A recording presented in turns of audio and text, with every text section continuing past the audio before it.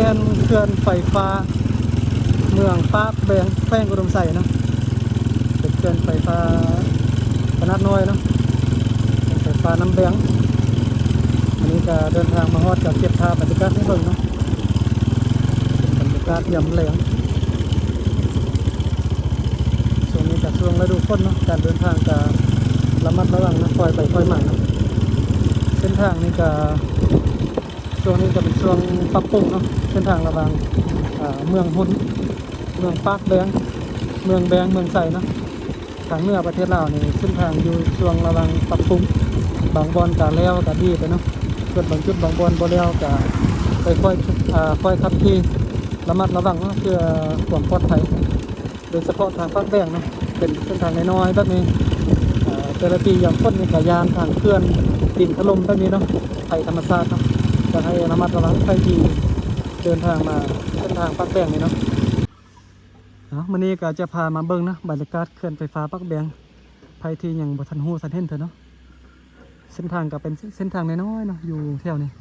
แต่ว่าปัจจุบันนี้ก็เริ่มเฮ็ดปรับปรุงแม่นกวางขึ้นเต็มหน่อยนึงแล้วผ่านมาเส้นทางน้อยกว่านี้เนาะแต่ว่ามาปีนี้เส้นทางก็คือว่ากวางขึ้นเต็มแล้วก็กำลังปรับปรุงถ้าว่ากายฤดูฝนนี้เขาจะแปลงทางแล้วนี่สะดวกสบายแน่นอนเนาะเส้นทางเส้นนี้นะไปมาหาสู่กันนี่สบายเนาะ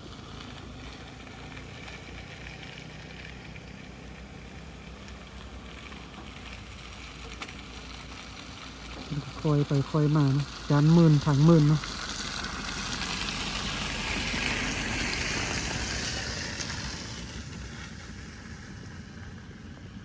ขี่รถมาเมื่อกี้นี่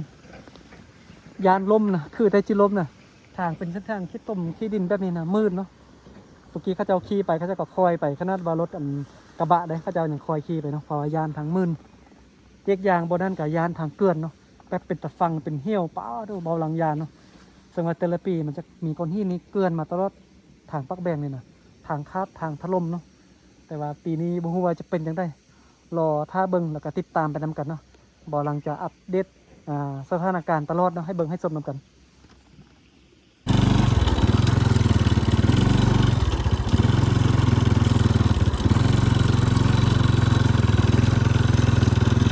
ทางมืนบนนี้เป็นทางโค้งนะ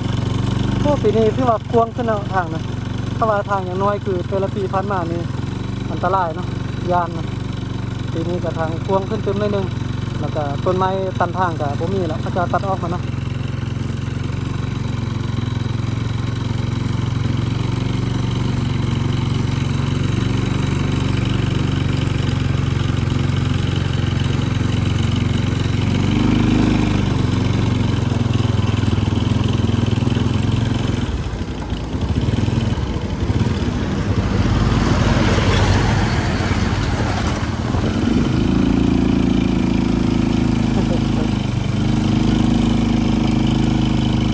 รถใหญ่มาในนี้รถใหญ่ไปก่อนยานทางมืน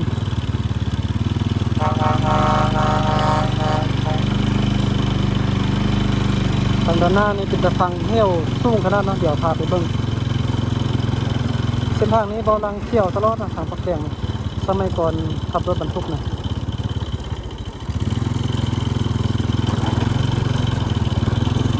คอยไปคอยมานะทางมืนนะโอ้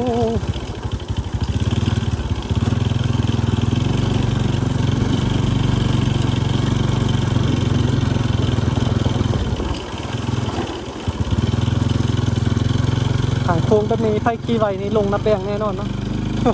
เอาทางมืดนะแถวบริเวณนี้แหละเบาหลังมาแต่ละเทือนนี้ย่านนะ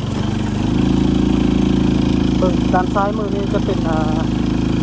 มะค่าหินแบบนี้ขึ้นไปสูงขนาดเนาะยานแบบเกลื่อนยานมันลมอย่างนั้นวากเที่ยวขนาดด้านขั้วมือนี่ขนาดน้ำแบงขี่ไวกับขี่บดได้นะท่านบอกมาหินมันแตกขาดอย่างนั้นนะเบาหลังยานนะตอนนี้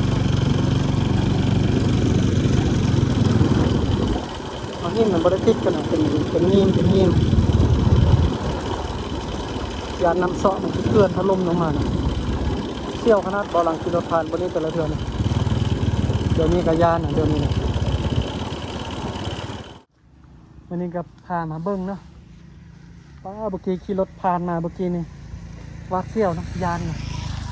ฤดูฝนแบบนี้ไพ่ที่มาทางเหนือประเทศลาวนี่อยากจะให้ระมัดระวังทางปักแบงนี่เนาะ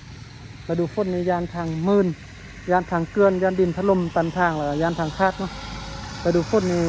ภัยธรรมชาตินี่อยากให้ระมัดระวังเนาะการเดินทาง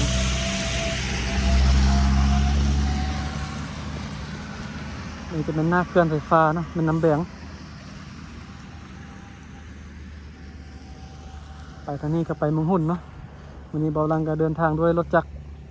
เวฟไอสีแดงคู่ใจของเบาลังเนาะอันนี้ก็ซากมือถือเนาะเบาลังก็ใส่มือถือในการถ่ายคอนเทนต์นะสบายเลยถ่ายแล้วก็ตัดต่อพร้อมนะโอเคเนาะจะได้กับฝาก FC ทุกคนฝากผมพี่น้องติดตามสองของเบาลังพาเที่ยวนะเบาลังจะเดินทางไปไส้ก็จะเก็บภาพบรรยากาศให้เบิ่งนะบอกว่าจะไปใต้ไปเหนือไปในเมืองเนื้อไปดอยนะอัปเดตสถานการณ์ให้เบิ่งตลอดอีกอย่างกับช่วงนี้เป็นช่วงฤดูฝนเดี๋ยวติดตามช่วงนี้ไว้เนาะเดี๋ยวจะอัปเดตให้เบิ่งสถานการณ์ตลอดนะว่าเป็นจังได